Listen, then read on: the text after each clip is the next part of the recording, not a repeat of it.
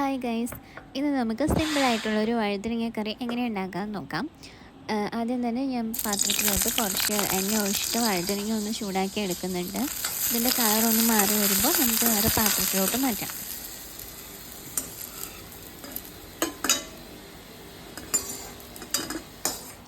എന്നിട്ട് അതേ പാത്രത്തിൽ തന്നെ കുറച്ചും കൂടെ എണ്ണ ഒഴിച്ചിട്ട് സവാള വഴറ്റിയെടുക്കുന്നുണ്ട്.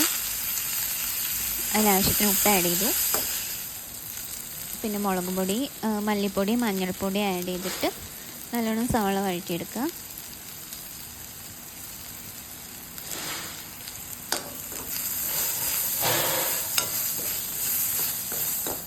പിന്നെ കുറച്ച് തക്കാളിയും കൂടെ ആഡ് ചെയ്തു.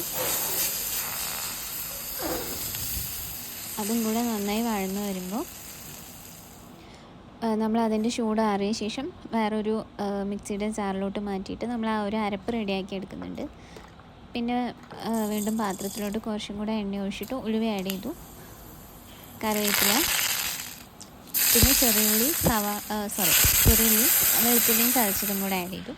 അതിനുശേഷം നമ്മൾ അരച്ച് വെച്ചിരിക്കുന്ന അരപ്പും കൂടെ ആഡ് ചെയ്തിട്ട് ആവശ്യത്തിന് വെള്ളം ഒഴിച്ചു കൊടുത്തു. പിന്നെ കുറച്ച് താമരൻ ചട്നി ഞാൻ ആഡ് ചെയ്യുന്നുണ്ട്. ഇല്ലെങ്കിൽ നിങ്ങൾക്ക് പുളി പിഴിഞ്ഞിട്ട് ഒഴിക്കുകയാണെങ്കിലും ഓക്കെയാണ്. എന്നിട്ട് ഫൈനലി നമ്മൾ ആ ഫസ്റ്റ് റെഡിയാക്കി വെച്ച വഴുതനങ്ങയും കൂടെ ആഡ് ചെയ്തു. ഇപ്പം കറി നല്ലോണം തിളയ്ക്കുന്നുണ്ട്. ഇതൊന്ന് അടച്ച് വെച്ച് കുക്ക് ചെയ്യാം.